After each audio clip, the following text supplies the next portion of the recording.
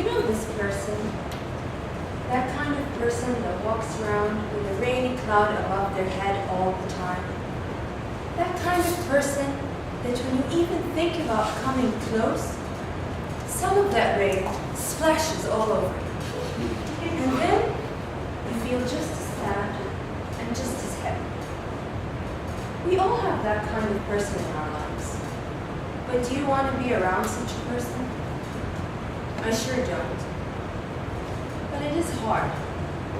It is especially hard because I've lived with such a person for over 20 years. And it is even harder because that person was in me. Fellow Toastmasters, honorable guests, and Master of Ceremonies, good evening. Good evening. Can you imagine this beautiful face being sad and glum all the time? It is hard, and it was definitely very exhausting. But today, in one of my most personal speeches, I'll be telling you how I turned my life around, how I became where I am right now, by just changing my thoughts. Norman Peale said, "Change your thoughts, change your world." A very simple, logical quote, and something we've seen all around. But I never believed it, until that one night when I just had enough. But before I tell you about that one night, I will tell you about how it was living with a cloud above my head. It was especially during high school. If I would describe my world to you back then, it was dark, it was gloomy, and very rainy. And during high school was the time when we started thinking for ourselves. I remember that I was valedictorian on my way to go to one of the best universities in the world. But I wasn't happy. I didn't like my friends. I didn't want to be part of school at all in any activity. I even wanted to skip senior skipping until my mom made me go. And I remember the stress of the exams, just thinking that I would fail every time. Despite getting straight A's consistently, I seriously thought that I would fail. And the worst part of it is that I hated being in my own skin. I didn't think I was pretty, I didn't think I was smart, I didn't think I was useful. No. I thought it was just a phase. It's high school. A lot of people call it the Stone Age. But I carried that same weight through school, through university, through work, and so on. So it wasn't just a phase for me. And I knew that I wasn't happy, but I didn't want to change. I was afraid of change. So what happened? How does a person like that change? You see, I went through most of the roller coasters of my life, and I made it out just fine. Death of a best friend, backstabbing of others, bullying, anorexia, bulimia, you name it. But the weight of it all literally remained.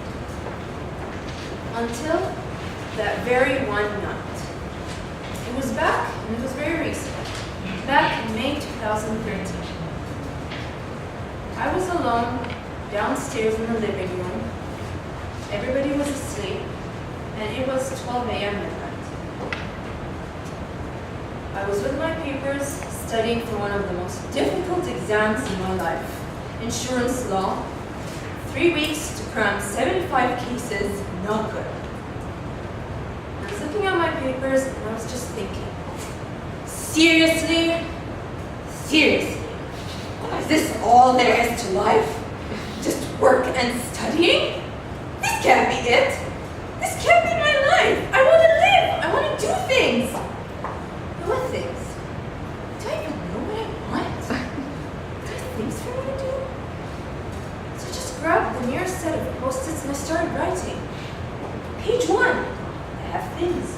Page 2, page 3, page 4. And I ended up with this 4-page list of all of these things that I wanted to do, and I wasn't doing anything about it. And that was it, my moment of clarity. I want a life full of meaningful experiences. And it was at that moment that the darkness in my head started to fade.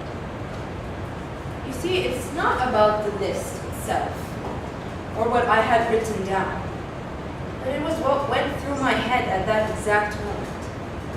It was no longer thoughts of hopelessness, of despair, of self-hate, but it was of possibilities, potential, a new way of thinking. And just so you all have an idea, everything on that 4-page list has been achieved. Every single item. You see, Ralph C. Emerson said, once you make a decision, the whole universe conspires to make it happen. And I'll give you a couple of examples. I wrote on my list that I want to meet one of my favorite authors. I didn't specify, and I read a lot of books. So imagine, like, I'm in Bahrain. Most of my favorite authors are not in Bahrain.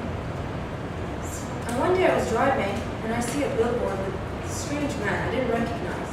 And I did recognize the name. It was Jack Canfield, author of Chicken Soup for the Teenage Soul, one of my favorite books growing up. And he was coming to Bahrain for a workshop, a one-day workshop. Of course, I booked myself front seats, I took my books, and I got them all autographed, and I have that memorized and everything. Check. Another thing, another example. I've always wanted to somewhat redo university because I feel like I didn't study everything I wanted to study. I was limited to only business management, which is what I majored in. But I was a science girl at heart. I wanted to major in chemistry. I was thinking about that for a long time. And one day I was just looking at a blog, and there was an online link to a website that had free online courses for 36 different fields. Free. And for a nerd like me, like, that is an opportunity not to be wasted. So I immediately registered for like 5 courses and everything. Full product. Another one.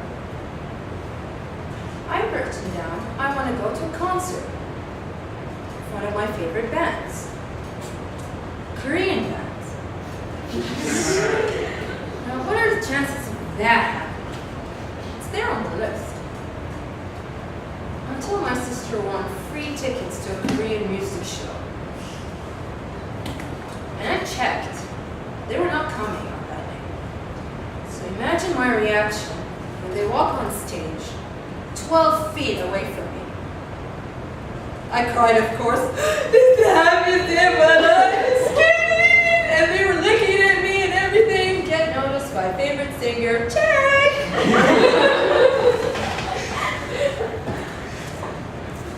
So I'm going to ask all of you, what's stopping you? Nothing. Who's stopping you? No one but yourself. See, in the book, The Secret, it talks about this.